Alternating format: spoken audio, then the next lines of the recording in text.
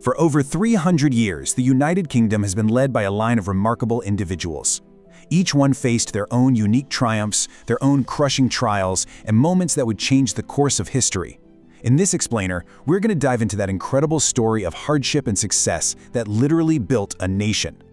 Just think about that for a second. We're talking about 3 centuries of history here. It's a story of constant power struggles, massive social change, and the forging of a modern state, all seen through the eyes of the people at the very top. 57. That's how many different people have held this top job. And every single one of them, for better or for worse, left their mark on the country and, the world.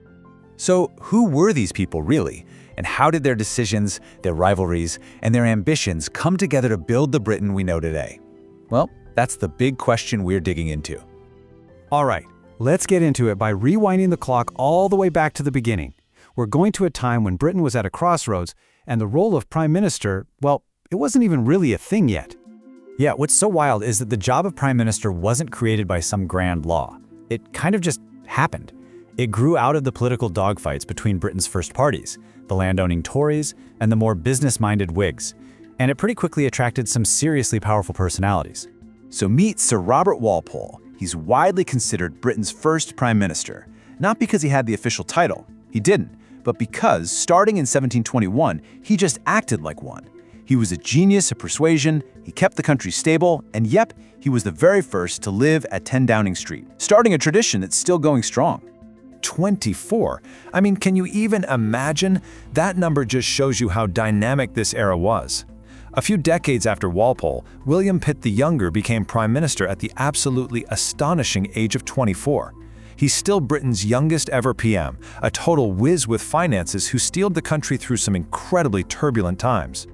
Okay, now we're jumping into the 19th century. This is the Victorian Age, an era of massive industrial change, the incredible expansion of the British Empire, and some truly fierce political battles over what the soul of the nation should even be. The Victorian Age was all about profound change. You had leaders like Earl Grey pushing through the Great Reform Act, which totally shook up Parliament and gave more people the vote. And then you have the Slavery Abolition Act, a huge moral turning point for the entire British Empire.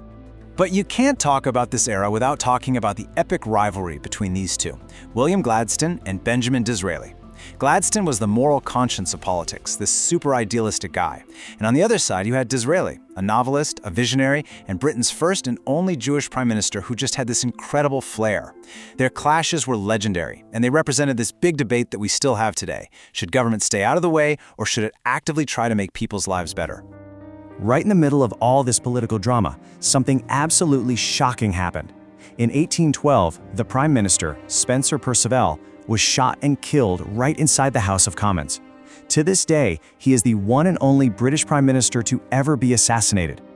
So as we turn the page into the 20th century, the leaders face challenges on a scale nobody could have imagined. We're talking 2 devastating world wars, and then the monumental task of trying to build a country that was actually worthy of the heroes who fought in them. This period called for a whole different kind of leader. You get David Lloyd George, this fiery Welshman who led Britain to victory in World War I. Then, of course, the icon himself, Winston Churchill, who saw the nation through its absolute darkest hour. And after him, Clement Attlee, a man who would change Britain forever. When Churchill took over, Britain was basically all alone against Nazi Germany. And what did he do? He used language itself as a weapon.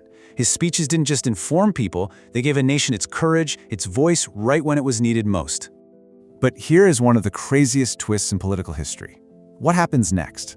The man who won the war, Churchill, gets voted out in a landslide in 1945. And in comes Clement Attlee. He was this quiet, totally unassuming guy who went on to lead one of the most radical governments ever. He's the one who founded the National Health Service and built the modern welfare state. The saying goes, Churchill won the war, but Attlee won the peace. And that question sets up the next chapter perfectly. I mean, you've survived the war, you've rebuilt the country, so now what? With its empire shrinking and its place in the world totally up for grabs, Britain entered this period of major soul-searching.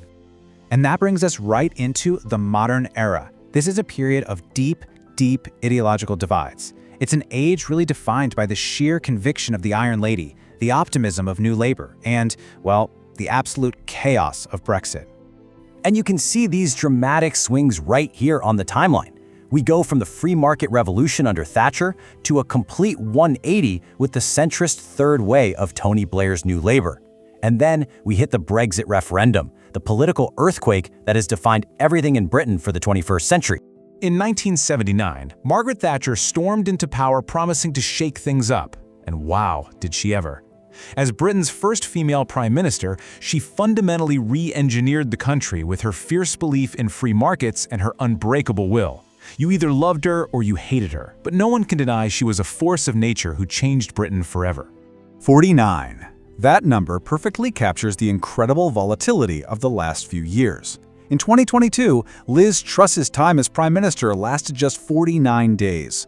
Her economic plans caused chaos, making her the shortest-serving PM in British history, period. And that brings us right up to this very moment. After all that chaos, Rishi Sunak, the first British Asian prime minister, was brought in to try and steady the ship. But it turned out the country was ready for another huge change. He was succeeded by Keir Starmer, who led the Labour Party to a massive landslide victory in 2024, with a promise of national renewal. It just goes to show you how fast things can change. So when you look back at it all, from Robert Walpole basically making up the job as he went along, all the way to Keir Starmer today, you see one common thread. Prime ministers are always defined by the crises they have to face. Which really leaves just one question, doesn't it? What challenges will end up shaping the leaders of the next 300 years?